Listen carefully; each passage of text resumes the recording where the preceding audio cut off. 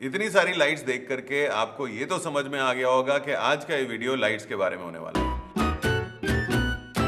Basically आज के इस वीडियो के अंदर मैं आपको बताने वाला हूं कॉन्टिन्यूस और फ्लैश लाइट्स के बारे में, स्पेसिफिकली कि इन दोनों लाइट्स में से कौन सी लाइट आपको खरीदनी चाहिए। आजकल के जितने भी मॉडर्न कैमरास हैं, मिररलेस कैमरास हैं, वो सभी लो लाइट कंडीशन के अंदर शूट कर सकते हैं। तो इसका मतलब क्या ये होता है कि हमारे को लाइट की जरूरत नहीं है? या अगर आपको लगता है कि आप आउटडोर में ज्यादा शूट करते हैं जहां पर सनलाइट होती है, तो क्या आपको लगता है कि आपको लाइट की जरूरत नहीं है? ऐसा नहीं है। लाइट की जरूरत आपको लो लाइट कंडीशन में भी पड़ती है, लाइट की जरूरत आपको जहां सनलाइट है वहां पर भी पड़ती है। क्योंकि अगर आप लाइट यूज नहीं करते हैं तो बेसिकली आप अपनी फोटोग्राफी में या सिनेमेटोग्राफी के अंदर मूड क्रिएट नहीं कर रहे हैं। सो अगर आपको वाव फैक्टर क्रिएट करना है अपनी इमेज में, या आपको आपकी इमेज में वो प्रो फीलिंग चाहिए, तो आपको लाइट यूज करनी ही पड़ेगी। तो अगर हम एग्जांपल लें यहां पर सिनेमेटोग्राफी का, तो सिनेमेटोग्राफी के अंदर जो लो लाइट में नाइट के सीन भी दिखाए जाते हैं वहां पर भी लाइट यूज होती है। फोटोग्राफी में भी अगर आप लो लाइट इमेजेस देखेंगे तो वहां पर भी आपको लाइट इस्तेमाल होते हुए दिखाई दे जाएगी। इसलिए हम उसको कहते हैं लो की लाइट, क्योंकि वहां पे डार्कनेस ज्यादा होती है। सो ये बात बिल्कुल क्लियर है कि आपको लाइट की जरूरत है। बिना लाइट के आपको फोटोग्राफी नहीं करनी चाहिए या आपको वीडियोस नहीं बनाने चाहिए। तो सबसे पहले हम यहां पर यह क्लियर कर लेते हैं कि कॉन्टिन्यूस या फ्लैश, इसमें से कौन सी लाइट किसके लिए ज्यादा बेटर है। सो बेसिकली अगर आप वीडियो बनाते हैं तो आपको कॉन्टिन्यूस लाइट ही यूज करनी पड़ेगी, क्योंकि फ्लैश लाइट्स आप वीडियोस के अंदर यूज नहीं कर सकते। पर अगर आप फोटोग्राफी करते हैं तो आपके पास दोनों ऑप्शंस हैं।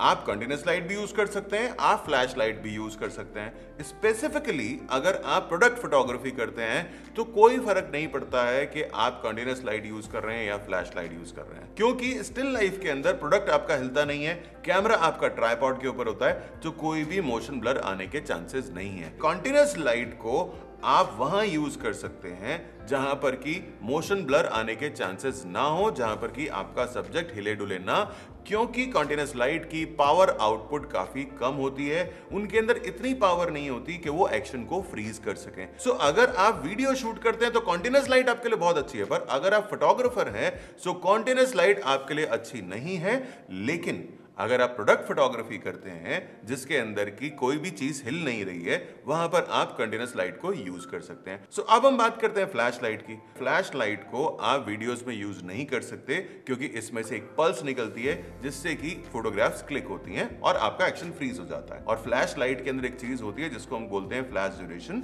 जिससे कि आप सब्जेक्ट को फ्रीज कर सकते हैं, आप एक्शन को फ्रीज कर सकते हैं। सो फ्लैश लाइट सबसे ज्यादा यूज होती है फैशन फोटोग्राफी के अंदर, फ्लैश लाइट यूज होती है पोर्ट्रेट फोटोग्राफी के अंदर, वेडिंग फोटोग्राफी के अंदर। सो बेसिकली फ्लैश लाइट हर उस जगह पर यूज होती है जहां पर कि किसी ना किसी तरीके का मोशन हो, जहां पर कि लोग इन्वॉल्व हो, क्योंकि लोगों को शूट करना है तो आपको एक्शन को फ्रीज करना पड़ेगा। सो यहां पर मैंने आपको बिल्कुल क्लियरली ये बता दिया कि कंटीन्यूअस लाइट किसको लेनी चाहिए, फ्लैश लाइट किसको लेनी चाहिए। अब यहां पर मैं एक चीज और ऐड करना चाहता हूं कि आज की डेट में फोटोग्राफर्स को दोनों ही चीजें करनी होती हैं।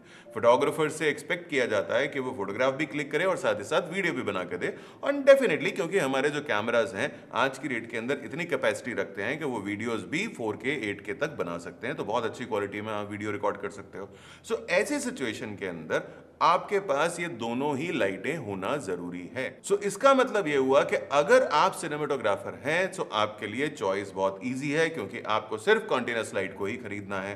पर अगर आप एक फोटोग्राफर हैं जिसको कि वीडियो भी बनाना है तो आपको दोनों ही लाइटें लेनी पड़ेंगी, आपके पास में कोई और चॉइस नहीं है। सो अब हम बात करते हैं कि कंटीन्यूअस लाइट और फ्लैश लाइट्स के अंदर क्या क्या ऑप्शंस आते हैं। सो कंटीन्यूअस लाइट की अगर हम बात करें तो इसमें दो तरीके की लाइट्स आती हैं। लाइट्स तो बहुत तरीके की आती हैं, लेकिन मेनली दो ही तरीके की लाइट होती हैं। एक वो जिसके अंदर छोटी छोटी अलग अलग एलईडीज लगी हुई होती हैं, और दूसरी वो जिसके अंदर की एलईडी की एक सिंगल चिप लगी हुई होती है। उनकी अगर हम शेप्स की बात करें तो शेप भी यहाँ पर आपको दो तरीके की देखने के लिए मिल रही है। एक है मोनोहेड, जैसे स्टूडियो लाइट्स आती हैं उसी तरीके से वो दिखती है। इसके ऊपर आप मल्टीपल मॉडिफायर लगा सकते हो, आप बड़े बड़े अम्ब्रेलाज, बड़े बड़े ऑक्टाज, आप बड़े बड़े रिफ्लेक्टर्स इसके ऊपर लगा सकते हो। और एक आती है इस तरीके की छोटी सी लाइट या बड़े बड़े स्क्वायर या रेक्टेंगुलर शेप्स आती हैं, लेकिन प्रॉब्लम यह होती है कि इस तरीके की लाइट्स के ऊपर ज्यादा मॉडिफायर लगाने के ऑप्शंस नहीं होते। बेसिकली इस तरीके की लाइट्स को फ्लड करने के लिए या फिल करने के लिए यूज किया जाता है, पर इनके आगे डिफ्यूजर लगाने की जरूरत पड़ती है। सो आप प्रोफेशनली अगर देखेंगे तो इस तरीके की लाइट ज्यादा यूज होती है क्योंकि इनको मॉडिफाई किया जा सकता है, इनकी जो लाइट आउटपुट है उसको मॉडिफाई किया जा सकता है। सो अब अगर हम यहां पे बात करें फ्लैश लाइट की, सो फ्लैश लाइट्स के अंदर आपके पास 3 तरीके के ऑप्शंस अवेलेबल हैं। पहला ऑप्शन है इस तरीके की छोटी सी स्पीड लाइट जो कि बहुत कॉमनली यूज होती है, बहुत पावरफुल होती है, ये भी एक्शन को फ्रीज कर सकती है ये भी। या आती हैं इस तरीके की स्टूडियो लाइट्स, या एक और तरीके की लाइट्स आती हैं जो कि बैटरी ऑपरेटेड लाइट्स होती हैं, यानी कि उनको आप बाहर लेकर के जा सकते हो। अब बैटरी ऑपरेटेड के अंदर भी अलग अलग तरीके के लाइट्स हैं, जैसे कि बैटरी पैक्स आते हैं जिसके अंदर की बैटरी अलग होती है और हेड अलग होता है लाइट का। लेकिन आजकल इस तरीके की लाइट्स आ रही हैं जिनके अंदर की मोनो हेड के अंदर ही बैटरी को लगाया हुआ है। सो अब इन लाइट्स में डिफरेंस क्या है और कौन सी आपको खरीदनी चाहिए? अगर आप स्टूडियो फोटोग्राफर हैं, स्टूडियो में आप ज्यादा शूट करते हैं, तो आपके लिए ऑप्शन बहुत सिंपल है कि आप इस तरीके के स्टूडियो मोनो हेड्स को ले सकते हैं जिनको कि आपको पावर आउटलेट के ऊपर लगाना पड़ेगा।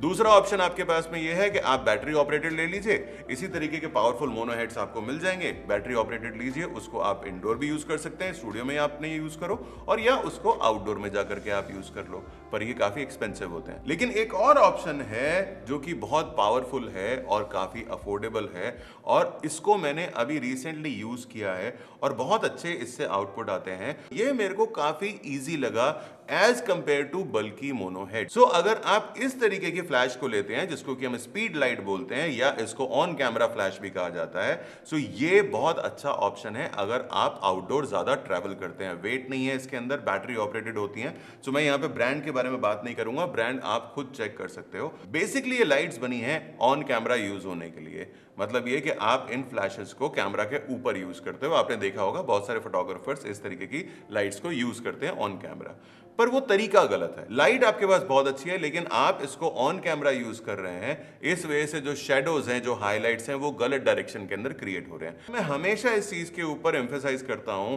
कि आपको इसको ऑफ कैमरा ही यूज करना चाहिए। आपके पास एक असिस्टेंट डेफिनेटली होगा, उसको आप बोलो कि इस लाइट को यूज करे एक स्टैंड के ऊपर और उसके आगे एक अम्ब्रेला लगा ले, तब जब आप इस लाइट को यूज करेंगे तो आपको उसी तरीके की क्वालिटी मिलेगी जिस तरीके की क्वालिटी आपको स्टूडियो लाइट्स के साथ मिलती है। सो बहुत क्लियर है कि आपको किस तरीके की लाइट यूज करनी चाहिए। सो अब एक बार हम कॉन्टिन्यूअस लाइट और फ्लैश लाइट्स के ऑप्शंस देख लेते हैं और साथ ही साथ ये भी देख लेते हैं कि इसके एडवांटेजेस क्या हैं और डिसएडवांटेजेस क्या हैं।